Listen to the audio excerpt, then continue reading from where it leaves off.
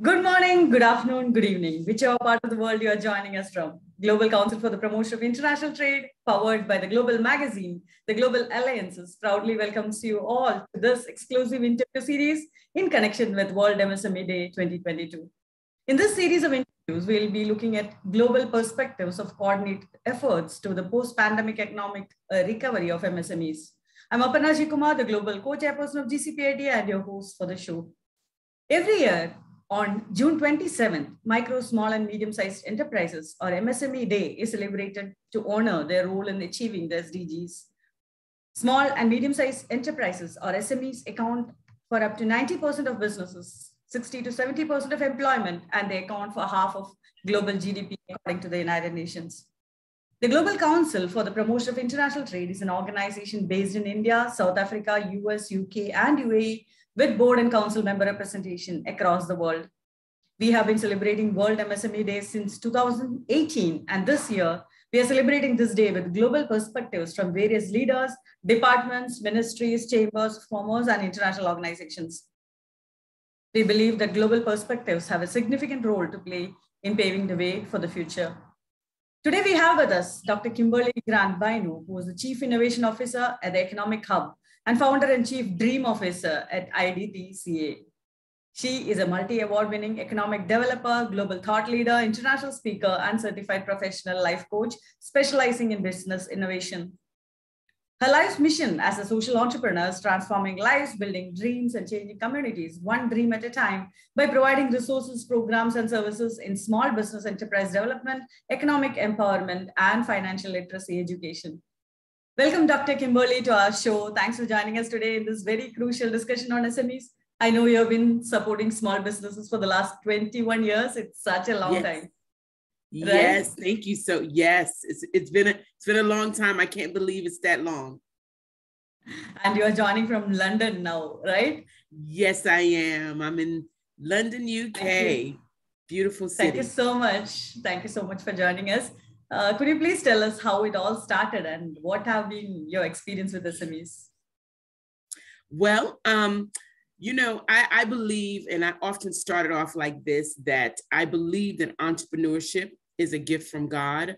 I believe it gives us an opportunity to use our creative ability to produce wealth. And I always had this desire to want to become an entrepreneur. And I believe that started years ago from my upbringing. I came from a middle-class family, where my mom and dad were both working. And I realized that there were still struggles, some still financial struggles. And so it was from that experience that I realized that I wanted more. And I knew that the only part of getting that was really to go into the freedom of entrepreneurship. And so I didn't know much about it because I didn't have the mentors or the coaches at the time to lead me into that. So I kind of, was led into it because of a passion that I had for people and a passion that I had for community. And it started, again, 22 years ago in really serving and helping people. And it was later that I discovered that I was a social entrepreneur because there was some crisis in the communities in which I was serving. And at the time, there was a definition defined as disadvantaged, underserved communities, those who lacked the resources that they needed to have a thriving community. And so I realized that having a dream for entrepreneurship, I began to help by serving and fulfilling the dream of others who also had that desire. And that is where I discovered my passion. I discovered my passion for small businesses, small business enterprise. I also began to really realize that I was empowering other people with the passion that I had. And I knew that part of the things that were lacking in underserved and disadvantaged communities was financial literacy education. So it was those three pillar components that I began to put together and started forming seminars and workshops and providing those opportunities to those communities who lack the resources that they needed, the funding opportunities to have a thriving community. That is amazing. And most of us are led into entrepreneurship through passion. And as you said, entrepreneurship is a gift from God. But if you unprecedented circumstances happened, and 3 years, we know that the pandemic happened. And 3 years into the pandemic, we all know that the whole world is facing the challenges of COVID-19, and MSMEs are among those that have been hit hardest by the crisis, right? How do you think has been the recovery of SME sector so far during and post COVID-19? Well, there's a saying that my mentor used to say, the late Dr. Miles Monroe, and he says it like this. He said, crisis is the incubator for creativity and innovation. Crisis is the incubator for creativity and innovation. So as we went through the 2020 health pandemic and economic crisis, I believe that that was a great opportunity for many people to pivot into new industry, into new services. And I believe it was through their creativity and innovation. Because when there's a crisis, there's something on the inside of you that bubbles up and bring on new ideas and new way of doing things. We knew that we were in an economic crisis due to the pandemic. So we knew that we had to do something to bring about the change. In other words, we had to become the solution to this problem, because many small businesses, mid-sized enterprises, they had to shut down their businesses because, people could not gather in a workplace. And so many people were gathering and pivot into the digital economy and starting getting in technology and using our computer. We went, a lot of us didn't know how to transition into the Zoom area. We call it Zoom, in your room, where you open this space for people to gather.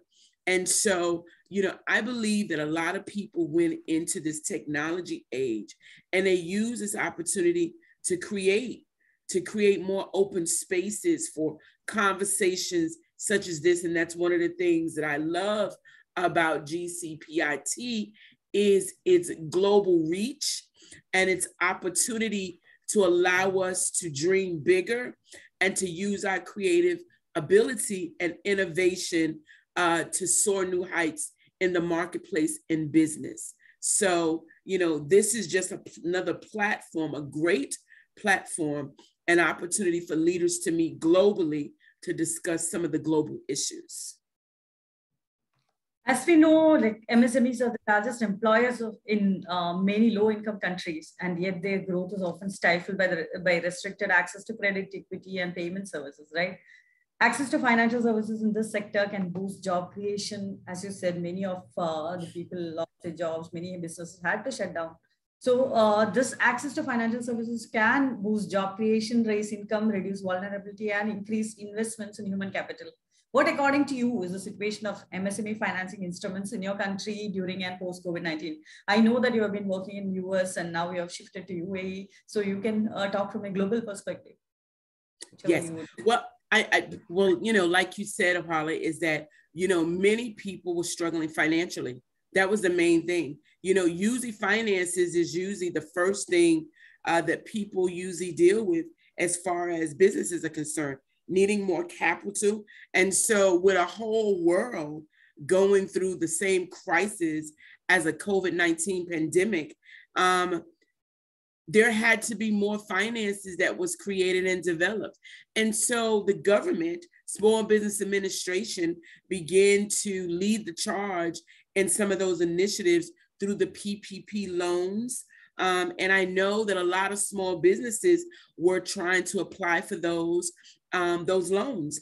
And unfortunately, a lot of the businesses was not prepared to receive funding because they didn't have the foundational pieces in place as far as the stability of their businesses to fulfill some of those requirements. So we had to come in as a solution to help some of those small business to be prepared for some of these financial opportunities. There was a lot of financial opportunities, a lot of doors open during the start of the pandemic and helping small businesses. But it was, unfortunately, a lot of the small business was not prepared to receive some of these funding opportunities, especially through SBA, the Small Business Administration.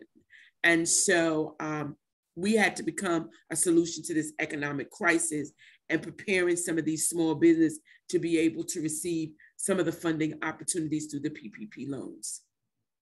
Right. I think I totally agree with you. Foundational pieces has had to be in places. I really agree with you in that. That's why many of the small businesses didn't get access to funding. And policies, institutions, and regulations that provide a conducive environment for small enterprises can make a substantial contribution to building a self-reliant economy.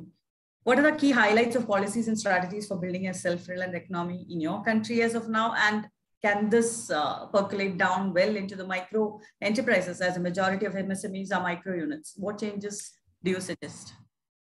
Absolutely. Well, sustainability is definitely key for economic growth. Without sustainability, you cannot have a thriving and sustaining community. And that is where we came in years ago when we started the vision in working with underserved, disadvantaged communities, because they lack the resources. And so you cannot thrive unless you have resources to help you in your business, into your entrepreneur journey. So some of those things, when you deal with sustainable economic development, is first needing those resources, needing the tools that's necessary to come into the mid-sized small businesses to help them to garnish their vision, to expand their vision, to scale, to take it to new market trades, resources. And many people who lack the resources, that is where we come into the sustainable development goals of SDG 1, is poverty. If you don't have enough, then you begin to struggle. And the biggest crisis right now is poverty. When you lack resources and lack finances to maintain your businesses, the inevitable happens. You deal with poverty. And so we became a collaborative partner with the United Nations to combat the issues of ending poverty everywhere. And this is a goal for 2030. And I believe a lot of people coming out of this pandemic became a part of that, SDG 1 goal. If you didn't, you should, because people are still struggling. Now we're talking about increases in prices. We're talking about inflation. We've gone into a whole nother different crisis with gas, and so we've come from one crisis and we went into another. So if there's not something in place to help people to transition from one crisis to another, the inevitable, unfortunately, is poverty. Right, and you mentioned about PPPs while talking about access to funding. What impact do public-private partnerships have on economic growth, according to you? And how are the leaders promoting PPPs? Well, I believe it's like platforms like this. We need more collaborations and we need more strong partnerships. No one is an island unto themselves. No one can do this work by themselves. We have to come together and we have to combat some of these sustainable development goals as a collaborative effort. I say as a collaborative army. We have to come and we have to dive in full force to be able to provide the necessary resources that is needed to mid-sized businesses. And I believe with each one of us bringing our expertise and our professions to the table, like in the Global Alliance, then we can combat some of those issues more effectively together. I believe it's that key word: unity, uniting, collaborating, building strong partnerships and relationships so we can have one goal and we can be light in spirit with one vision, and we can combat some of these world issues. Because right now we're in another crisis, you know, with the economy, with, you know, things going into high gear as far as prices that are rising. Like I said, people are struggling in their homes to put oil in their tank. Businesses are struggling, especially the trucking industry. The trucking industry is struggling right now because of the high price of oil and gas. And so, you know, this is like a 911. We have to come as solutionists and as global leaders to be able to put strategic strategies into place to be able to go out to help to solve this problem. Very well said. It's like 911, as you rightly said. And how do you think is the current scenario in terms of job creation in the MSME sector?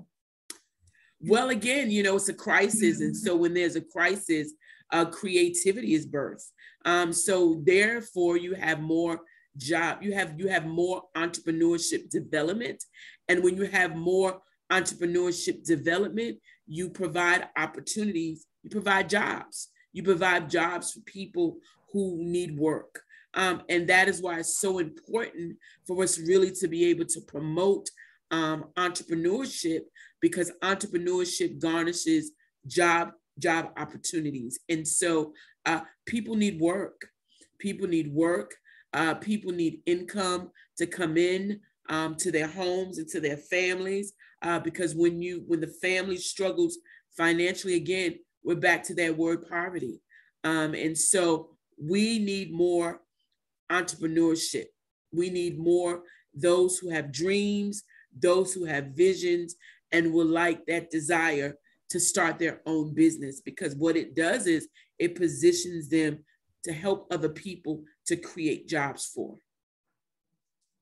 Have you thought of a strategy for creative economic development for MSMEs? And if so, can you please share it with us?